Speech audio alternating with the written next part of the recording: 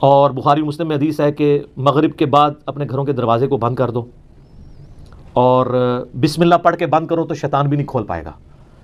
ورنہ تو یہ جو لوگ کہتے ہیں نا ہم جنات سے اتنا کام لیتے ہیں تو کوئی بینک سے پیسے چوری کروا کے بتائیں, دنیا کا نظام نہیں چل سکتا. اللہ تعالیٰ نے یہ جو ہرڈل ہے وہ سب کے لیے رکھی ہوئی ہے. بخاری مسلم میں الفاظ ہیں اپنے برتنوں کو ڈھانپ دو, خالی برتنوں کو الٹا کر دو اگر ڈھانپ نہیں سکتے, اور اگر بھرے ہوئے برتن ہیں اس کو ڈھانپنے کے لیے کوئی چیز نہ ملے تو بخاری مسلم کے الفاظ ہیں کوئی ایک تنکا ہی اس کے اوپر رکھ دو. اور مسلم شریف میں حدیث ہے کہ ایک رات سال میں ایسی آتی ہے جس میں اللہ تعالیٰ کی طرف سے کئی ایک مرض آتے ہیں اور وہ ایسے برتن میں داخل ہو جاتے ہیں جن برتنوں کو کھلا رکھا ہوا ہوتا ہے. تو نبی صلی اللہ علیہ وسلم نے یہ ساری انسٹرکشنز فرمائی. پھر بخاری مسلم میں یہ بھی حدیث ہے کہ نبی علیہ السلام فرمایا رات کو چراغ بجھا کے سو. بعض اوقات آپ علیہ السلام نے فرمایا کہ جو وہ چوہا ہے وہ دیے کی بتی کو لے جاتا ہے اور گھر میں آگ لگ جاتی ہے. بلکہ بخاری مسلم میں یہ بھی موجود ہے کہ نبی علیہ السلام کے مبارک زمانے میں ایک گھر کو آگ لگی اور سارے گھر والے جل گئے اور وہ اسی طرح لگی تو آپ علیہ السلام نے منع فرمایا. اور اس کو آپ آج کل کے اعتبار سے دیکھ لیں, یہ سوئی گیس کے ہیٹر یا اور بھی آگ والی کوئی بھی چیزیں رات کو بند کر کے سونا چاہیے. آئے دن ابھی تک واقعات ہو رہے ہیں کہ لوگ مرتے ہیں. لوڈ شیڈنگ ہوتی ہے, جب گیس آتی ہے تو آٹومیٹک ہیٹر تو آپ کو پتہ ہے 15-20 ہزار روپے کا ملتا ہے. ہمارے جو عام 2,500-3 ہزار والے ہیں ہیٹر, یہ تو جب گیس آئے گی تو دوبارہ چلنا شروع ہو جائیں گے. اور ظاہر ہے وہ پائلٹ بھی بجھ گیا ہوتا ہے. ایک ظلم تو یہ کر رہے ہیں نا, اتنی گیس لے جاتے ہیں کہ پائلٹ بھی نہیں چلتا. اگر پائلٹ جلتا رہے نا تو دوبارہ گیس آئے تو ہیٹر چل اٹھے. اسی طریقے سے آج کل آپ کو پتہ ہے وہ چونکہ پائلٹ جو کہ بھی گیس نہیں رہتی ہے تو وہ گیزر بھی رات کو بند ہو جاتے ہیں. ورنہ پہلے جو لوڈ شیڈنگ ہوا کرتی تھی نا اس میں پائلٹ بند نہیں ہوتا تھا, اتنی گیس ضرور رکھتے تھے تو رات کو جب صبح فجر کے وقت جب گیس واپس آتی تھی تو دوبارہ گیزر. اب تو روزانہ گیزر بھی آن کرنا پڑتا ہے. آٹومیٹک تو تھوڑے لوگ ہی افورڈ کر سکتے ہیں, اتنے مہنگے ہیں. تو یہ چیزیں ضرور ہیں. باقی یہ توہمات ہیں کہ جی گھر کی منڈیر پہ کوا بیٹھ جائے تو مہمان آ رہا ہے, کالی بلی راستہ کاٹ دے تو یہ کوئی نحوست ہے, شیشہ ٹوٹ جانے کو نحوست سمجھتے ہیں. اچھا کہتے ہیں جوتی پہ جوتی چڑھی ہو تو سفر لکھا ہے. تو میں اکثر کہتا ہوں میری جوتی پہ جوتی چڑھا دیں آپ روزانہ کے لیے, میں تو جاتا ہی نہیں ہوں کہیں. اس طرح سفر نہیں ہوتا. آٹومیٹکلی بھی کئی بار میری جوتی پہ جوتی چڑھی ہوتی ہے, میں تو مہینوں نہیں نکلتا ہوں, ضرورت ہی نہیں پڑتی. تو یہ ہیں ساری چیزیں جو توہمات سے تعلق رکھتی ہیں, اور نبی علیہ السلام نے ان چیزوں کو کنڈیم فرمایا. قرآن حکیم میں واضح آیت ہے سورہ بنی اسرائیل میں 36 نمبر آیت, جو 10 کمانڈمنٹس آئی ہیں نا, 9th کمانڈ ہے وَلَا تَقْفُ مَا لَيْسَ لَكَ بِهِ عِلْمٌ إِنَّ السَّمْعَ وَالْبَصَرَ وَالْفُؤَادَ كُلُّ أُولَٰئِكَ كَانَ عَنْهُ مسؤولا.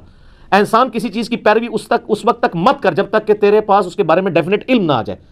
بے شک کان, آنکھیں اور عقل, دل یا دماغ کوئی بھی چیز, عقل, اس کے بارے میں تم سے پوچھا جائے گا.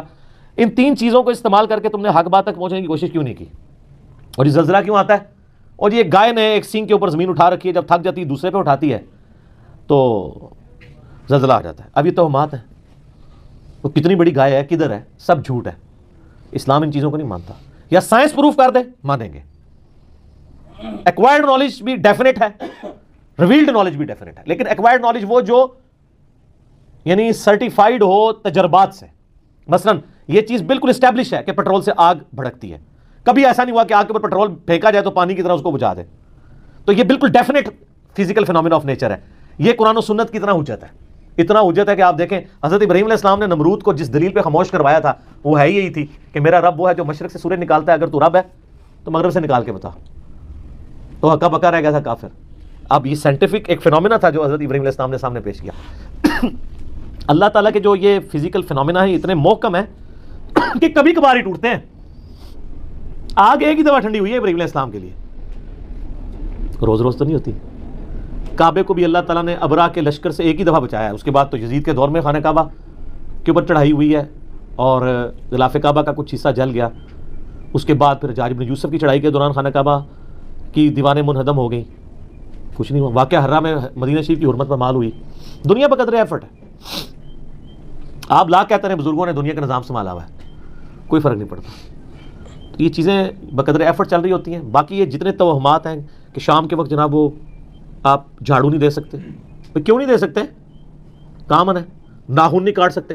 اور میں نے تو گھروں میں لڑائیاں ہوتی دیکھی ہیں اس بات کے اوپر. خامند بیویوں کو ڈانٹ رہے ہیں, مائیں بچوں کو ڈانٹ رہی ہیں رات کے وقت کو ناخن کاٹ لے, اور ان سے یہ پوچھیں کہاں لکھا ہوا ہے, تو نہ ان کو پتا نہ ان کو بتانے والوں کو پتا. سارے سنا کے سنی ٹنی, پڑھ پڑھا کے سنی بنو. اسلام میں کوئی ایسی چیز نہیں ہے کہ آپ اس کی بنیاد کے اوپر لوگوں کو مصیبت میں ڈال دیں جو چیزیں منع کرنے والی تھی وہ کر دی گئی ہیں. وہ میں نے آپ کو بتا دیا کہ رات کے بچوں کو نہیں نکالنا آپ نے مغرب کے وقت. وہ ساری چیزیں اپنی جگہ موجود ہیں. اچھا ہوتی کوئی یعنی 10 چیز موجود ہے, اس کے ساتھ صفر لگا کے اس کو 100 کر دیتے ہیں, کوئی اور صفر لگا کے 1000 کر دیتا ہے, اس طریقے سے بڑھاتے چلے جاتے ہیں, غلوف کرتے جاتے ہیں. حقیقت میں وہ چیز بڑی تھوڑی ہوتی ہے. اس طریقے سے دین میں خود ایگزیجریشن کرنا, لڑائی جھگڑے کرنا. بھائی صفائی تو نصف ایمان ہے, صحیح مسلم میں 534 نمبر حدیث ہے, صفائی نصف ایمان ہے. وہ صفائی کے لیے کوئی ٹائمنگ نہیں بتائے گی, جس وقت مرضی آپ کریں صفائی. اچھا جن چیزوں میں ٹائمنگ بتائی تھی اس میں کوئی فالو نہیں کرتا. سورہ نور اٹھا کے دیکھیں, اللہ تعالیٰ نے 3 اوقات میں کسی کے گھر جانے سے منع فرمایا, ارلی ان دا مارننگ, دوپہر کے وقت اور رات کے وقت. تو مجھے تو بڑا غصہ آتا ہے ایسے لوگوں پہ جو عشاء کے بعد جو ہے وہ مہمان بن کے تو منہ اٹھا کے آ جاتے ہیں. تو میں تو بالکل اسٹریٹ فارورڈ ہوں, میں دروازے پہ آ کہتا ہوں نہیں میرا ٹائم نہیں جی, انشاءاللہ پھر ملیں گے. اس کو لوگ بد اخلاقی سمجھتے ہیں, حالانکہ یہ عین اخلاق ہے, میرا حق ہے. مس بیل نے بار بار دینا ایک بہت ہے, مجھے ضرورت ہوگی میں دوبارہ کال کر لوں گا, اگر نہیں کرنی 50 کے بعد بھی نہیں کروں گا. آپ کو کسی نے حق نہیں دیا کہ آپ میری زندگی میں انٹرفیئر کریں. بخاری مسلم میں حدیث ہے, نبی علیہ السلام فرمایا اگر کوئی کسی کے گھر میں جھانک رہے نا اور وہ آگے سے نیزہ مار کے اس کی آنکھ بھی نکال دینا, اس پہ کوئی قدغن نہیں ہے. آپ اسے بد اخلاقی سمجھیں گے کہ یار وہ جھانکنے سے کیا ہو گیا تھا, آنکھ نکال دی. بھائی اسلام تو یہی کہتا ہے, سختی ہے. خود نبی علیہ السلام نے ایک صحابی کو یہ کہہ دیا تھا کہ اگر میں جان رہا ہوتا تو میں تیرے ساتھ کر دیتا. حتیٰ کہ بخاری مسلم میں یہ بھی حدیث ہے کہ دروازہ کھٹکھٹاؤ, دستک دو, جواب آ جائے تو ٹھیک 3 دفعہ, ورنہ واپس چلے جاؤ, اس بات کا برا بھی نہ مانو. یہ کیوں ہے؟ کوئی اگلے کی مرضی نہیں ہے, نہیں ملنا چاہتا آپ سے, کیوں آپ اس کو مجبور کر رہے ہیں؟ تو یہ سب کی سب چیزیں ہمارے معاشرے میں توہمات چل رہی ہیں, انہی میں سے یہ بھی ہے. اسلام یا ایکوائرڈ نالج کو مانتا ہے یا ریویلڈ نالج کو. سر پھر گورے کو اسلام ہے نا, گورے کو آپ کہہ دینا کالی بلی آگے سے راستہ کاٹ دے تو نحوست ہے, وہ مانے گا؟ ایمانداری سے مجھے بتائیں, نان سینس کیا بات کر رہے ہو, نہیں مانے گا. آپ کے اعتقادات جو ہیں وہ گوروں سے بھی گئے گزرے ہیں. تو کر کے دیکھ لیں آپ, یہ جو آسٹریلیا کی ٹیم آپ کے ساتھ کر رہی ہے, ان کے آگے کہ کالی بلی پھینکے, پھر تو انہوں ٹرپل سینچری مارے گا وار میں, کچھ بھی نہیں ہونا. دنیا بقدر ایفرٹ ہے, اس طرح سے کچھ بھی نہیں ہونا. ساری کی ساری چیزیں توہمات ہیں. ٹھیک ہو گیا.